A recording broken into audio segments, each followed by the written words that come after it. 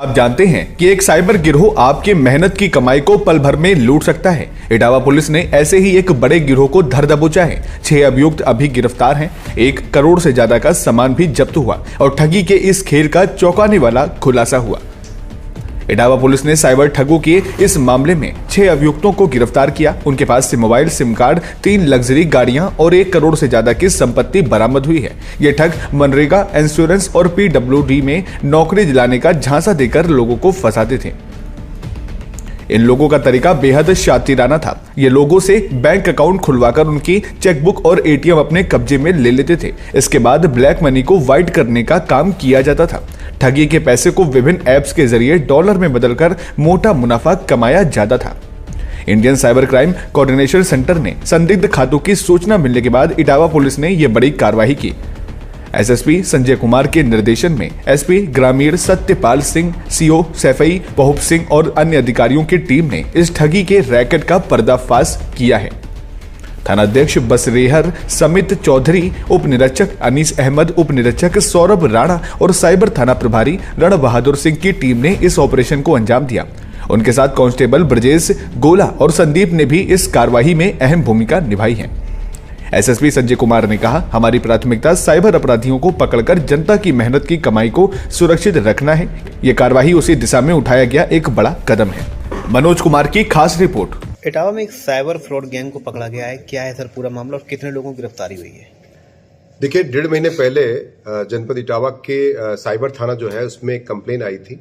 I4C जो हमारा cyber crime का सेंटर होता है दिल्ली में, उसके माध्यम से आई थी और उस पर फिर जांच की गई तो बसरेहर थाने का प्रकरण संज्ञान में आया। इस आधार पर 6 लोगों को विभिन्न प्रकार का जो गैंग चला रहे थे इसमें गिरफ्तार किया गया। इसमें कुछ ग्वालियर के लोग हैं, कुछ मैनपुरी के हैं, कुछ इटावा के। टोटल 6 लोग हैं, जिसमें 3 ग्वालियर के हैं, 2 हमारे इटावा के हैं और 1 मैनपुरी जिले का निवासी है। इसमें जब पूछताछ की जाती है इनसे, इनके पास से 3 जो है 4 व्हीलर्स गाड़ियां बरामद की गई हैं। बाकी लैपटॉप्स हैं, पेन ड्राइव्स हैं और iPad है और आपके iPhone भी 4 बरामद किए गए हैं, जिसमें 6 फोन बरामद किए गए हैं। साथ ही साथ इसमें जो है ATM कार्ड्स है और एक्सिस बैंक के जो है हमारे जो है पासबुक वगैरह भी बरामद किए गए हैं।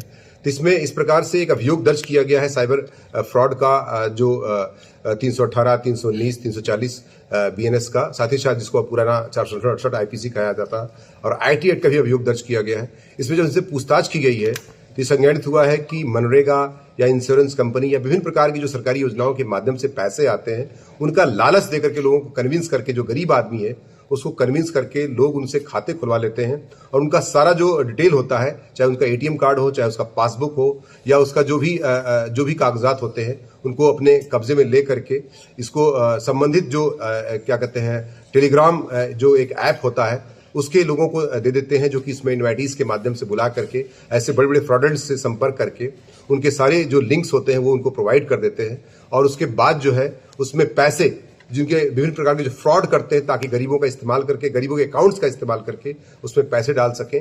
और इस प्रकार से लगभग 45 लाख रुपए, और उन्होंने बताया कि अब तक इन्होंने 7 लोगों के नाम बताए जिनके नाम पर उन्होंने खाते खुलवाए हैं और उसमें 45 लाख रुपए का ट्रांजैक्शन भी हुआ है।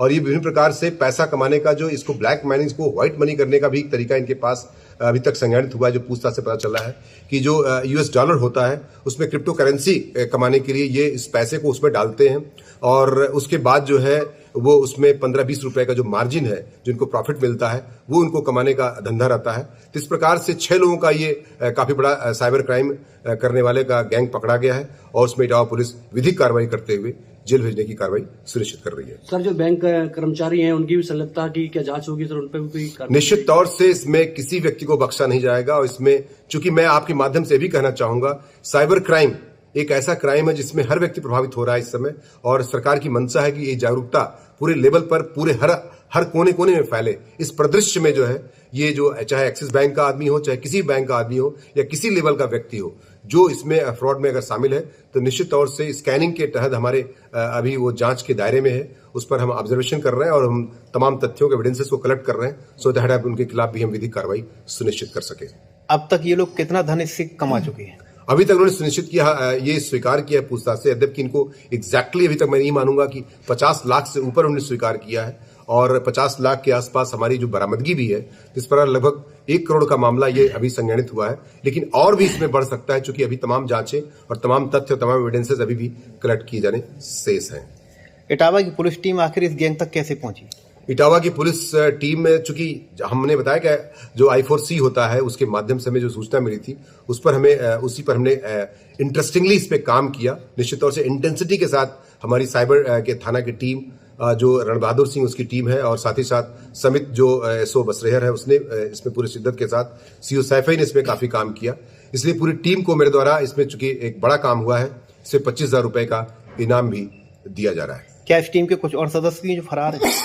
अभी 2-3 लोग और इसमें, अभी तक की जो जानकारी है और उसमें बाद भी जानकारी मिल सकती है, अभी 2-3 लोग और फरार हैं जिनके नाम हमारे संज्ञान में है। जानबूझ के भी एक्सपोज करना ठीक नहीं है और उस पर हम लोग निश्चित तौर से कड़ी कार्रवाई करेंगे। साथ ही साथ हम कंक्रीट एविडेंसेस कलेक्ट करने का काम कर रहे हैं।